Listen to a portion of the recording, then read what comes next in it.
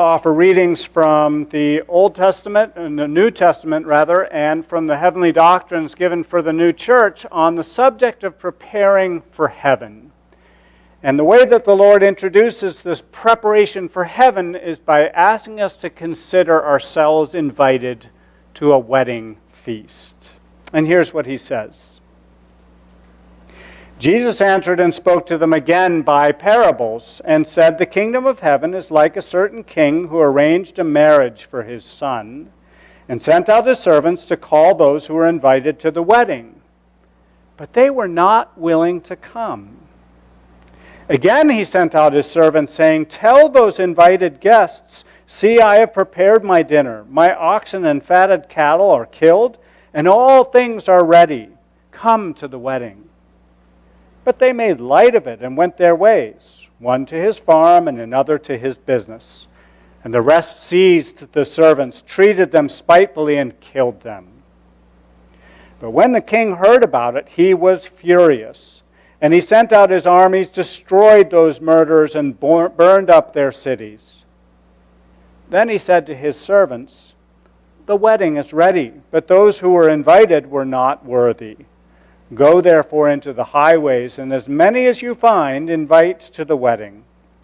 So the servants went into the highways and gathered together all whom they found, both bad and good, and the wedding hall was filled with guests. But when the king came in to see the guests, he saw a man there who did not have on a wedding garment. So he said to him, 'Friend, how did you come in here without a wedding garment?' And he was speechless. Then the king said to the servants, 'Bind him hand and foot, take him away and cast him into outer darkness. There will be weeping and gnashing of teeth, for many are called, but few are chosen.'"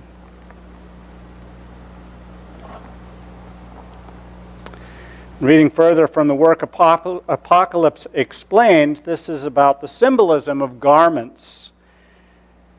And this is printed in your brochure, at least portions of which I will read. "Concerning the words from Revelation, to her it was granted to be clothed in fine linen, clean and bright. This means that the church should be instructed by the Lord in the truths from the Word.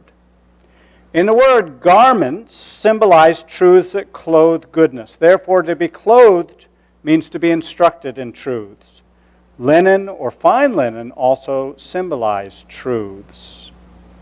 The words, 'Blessed are those who are called to the marriage supper of the Lamb,' mean that those who are joined to the Lord by means of truths from the Word and become a church will come into heaven. This is evident from the meaning of blessed as being those who are in heaven and who will come into heaven, and also from the significance of supper as being association through love and communication. Heaven and the church are here likened to a supper and to a wedding, because heaven is the conjunction of angels with the Lord by love, and their association among themselves by charity, and the consequent communication of all delights and joys. The same is true of the church, since the church is the Lord's heaven on earth." Amen. We heard today a story about a wedding party. And oddly or curiously enough, the main focus of that is how people chose to dress for that particular event.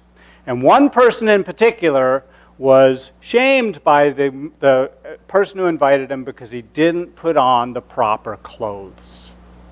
Now that seems like something that's sort of external, and we might wonder, well, why is the Lord making such a big deal about that, and what's the message for us in our lives? And that's what we get to talk about here. And I thought I might start by just thinking about some of the clothes that we wear to different occasions. So let's think about going on a hot summer day to the beach or to the pool. And we might think, well, it's very appropriate to put on a bathing suit to that kind of event, right? And I brought a feminine kind of bathing suit or a masculine kind of bathing suit, which we would find to be perfectly appropriate if we were at a pool or a beach. But imagine it's the next day and it's time to go to school. We probably wouldn't be putting on these clothes. Unless, of course, there was a field trip and you were invited to do that. But usually it would feel a little funny to be walking down your hallway in your bathing suit, because it's not the kind of clothes that we would tend to wear for that event. Now, it's kind of hard to imagine it right now, but cast your mind to a very cold winter day, and it's just snowed 6 inches outside, and you want to go out and play with friends and have a snowball fight. Well, again, you're probably not going to put on a bathing suit, right? More likely, we're going to put on a nice big fluffy jacket and put on our hat and our mittens and maybe even a scarf to keep us all warm doing that activity. And that's perfectly legitimate, because that's the right kind of clothes to wear in that situation, and we kind of know that. There's different things that we wear when we're going to bed, or when we're going to school, or when we're going to the swimming pool, or other places. So in this particular story, we're invited to think about what are the right kind of clothes to go to a wedding. And I brought just one more set of clothing here. These are actually just kind of the clothes that I wear when I want to go out and mow my lawn. Some jeans and an old t-shirt. And those might be fine for mowing a lawn, but do you think that these are the right kind of clothes to wear to a wedding? It's kind of like the person in this story had just come from work, and he didn't take the time to go home and clean up and get into the appropriate clothing. He didn't put on a wedding garment, and that was a problem. In fact, it was such a problem that the Lord of this, or the servant, the king of this particular story, had that person thrown out, which is pretty drastic for just wearing the wrong clothes. So what's going on in this story? Well, it is interesting that it takes place at a wedding. This isn't really a story about marriage or about weddings, but the Lord uses the specialness of weddings to teach us something about what He wants us to do to prepare for heaven. So it starts out, the kingdom of heaven is like a certain king who arranged a marriage for his son. The kingdom of heaven is like this event. Now, I love weddings, and I hope you do too, but really what we're supposed to be focusing on is all the preparations and energy that the king and all the servants there put into that particular event. And let's think about what some of those things might have been. Lots of invitations, lots of food preparation, lots of decorations, meeting with the family and the different people who are going to be a part of the wedding, doing flowers. I believe that these flowers are from a wedding recently in this congregation. All kinds of different things to make it so that everybody has a wonderful time at this wedding event, right? And so if we're thinking about that in terms of the Lord inviting us to heaven, we might cast our mind to a different place where the Lord says, "In my Father's house are many mansions. If it were not so, I would have told you. I go to prepare a place for you." He's preparing us to be able to go to heaven. And what does that mean? What does the Lord do to us, for us, so that we can be invited to heaven? Well, He gives us the Word to help us understand how to follow Him there. He gives us friends or parents or people in our lives to mentor us and give us guidance about what are good choices and what are bad choices. He gives us a conscience. He gives us angel guardians. He gives us a church to help us.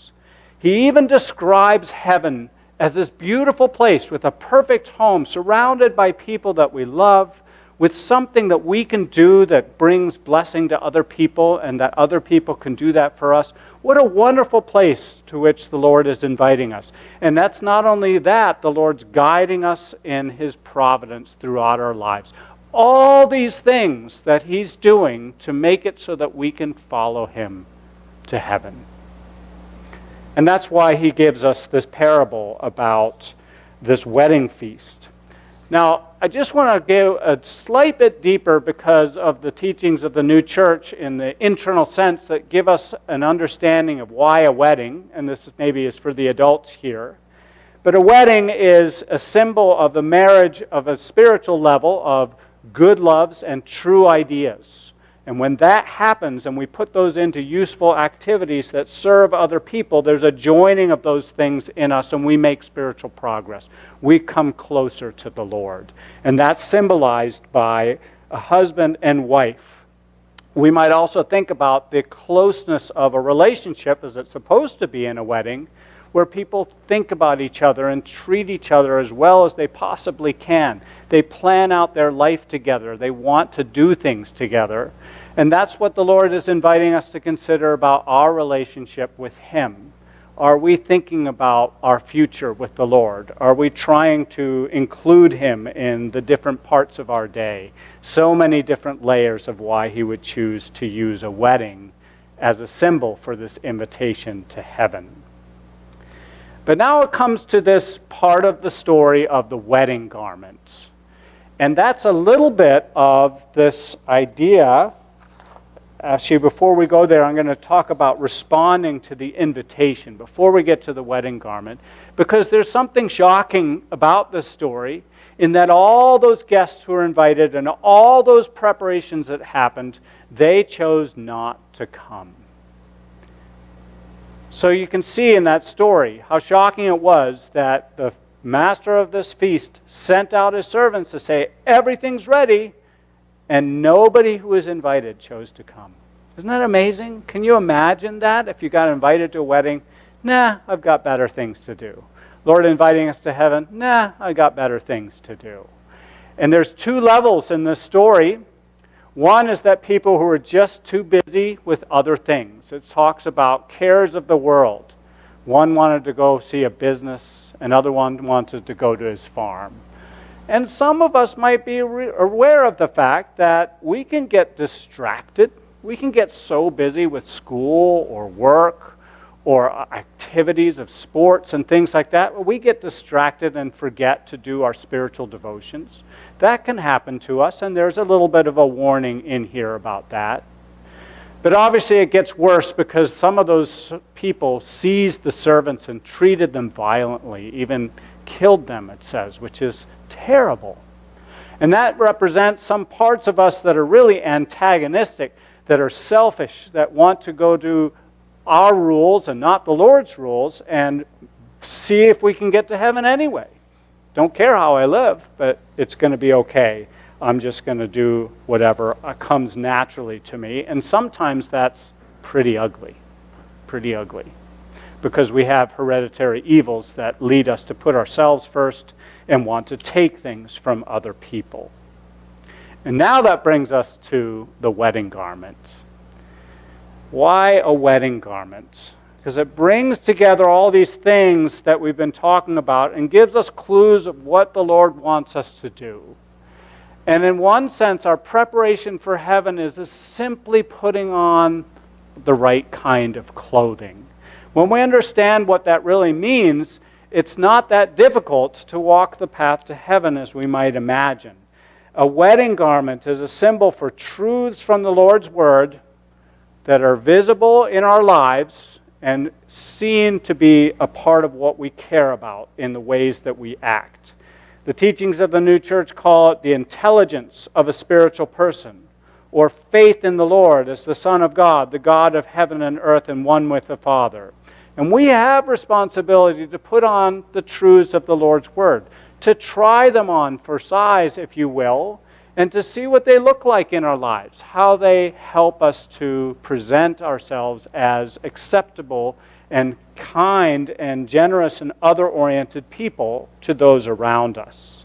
And it could just be one truth that we're asked to put on, like a belief that the Lord does have something to say about my life. I'm going to put that one on. Or it could be a series of truths that flow from that, like accessories on a wedding garment, the cummerbund, or the jewelry, or any kind of other things that we put on. So that could be like some of those other truths that we have about how we worship the Lord. So what's the problem? Well, the man didn't put on a wedding garment. He came to the feast without any of that preparation that we're talking about. And so for that, it means that he didn't care about the Lord, didn't care about treating others the way he wanted to be treated. He wanted to do whatever he wanted and to get to heaven anyway, getting the reward without doing the spiritual work. And it's not necessarily that this person didn't know the truths, just didn't bother to make them a rule for living. Can we see why this guest was treated so harshly, bound hand and foot, and thrown out? So what's our job? It is, in one sense, to prepare ourselves for the wedding feast. And I think that there's 4 ways that we could choose to do that today. One is to see the value of what the Lord offers, to value the invitation. And think about the happiness of eternity in heaven that the Lord wants for each of us. And also the countless blessings that he wants us to experience right now on earth with the people around us. The next time you get an invitation to a special event, can you think about the Lord inviting you to the special event of heaven? Can you value that invitation? Can we say, yes, I want to go to heaven one day? Second part of the story that might resonate with us is to recognize that there are parts in us that reject the invitation. What are those parts of us that get into phases where we're just too busy, too preoccupied, too distracted to focus on our spiritual devotions? What's going on there? And is there a way that we can say, well, I'm going to do one thing. I'm going to come to church a little more regularly. I'm going to pray a little bit more. I'm going to start reading the Word. Just one thing to prioritize that spiritual rather than the natural things that are always before us. Or it could be something deeper. It's time to tackle one of those self-serving, downright antagonistic parts of us that we know don't belong in heaven, and pray with the Lord's help that we can make a change. The third thing we might feel called to do is simply to put on that wedding garment, to seek out a particular truth or a series of truths that can lead us to a better life and try them on. Try working with them. Try walking around with them. If we want to be kinder to other people, to be a better friend, we might find that that involves forgiveness, or going the extra mile, or so many of the other ways that the Lord tells us in His Word that works. Those are all the wedding garments. And finally, we might say that it takes time, intentional time, to make our lives presentable to the Lord. He's the one who's doing the inviting, and He's rooting for us to be the best version of ourselves so that we can go to heaven. And He's the one who loves us and patiently works of us, and all this He does freely. So if we can just say, the Lord's watching over me, He's with me, He's looking at my life, is there a way I can wake up each day and say, how to make my life acceptable and pleasing and presentable in the eyes of the Lord? I'd like to end with a passage that is very telling in this particular theme that we have. It comes from the work True Christian Religion, and it says, "Is there anyone who, on being invited to dine with a king or queen, does not wash his face and his hands before making his appearance? Is there anyone who, on getting married, enters the bridal chamber without first taking a bath and dressing in a wedding garment?" The Lord obviously has given us the ability to prepare ourselves for His wedding feast. And our job is to put on the best clothing that we can. And then we're ready to go to the wedding and enjoy ourselves. And this is the attitude. This is the formula which leads to eternal happiness, as reflected in the words, "Blessed are those who are called to the marriage supper of the Lamb." Amen.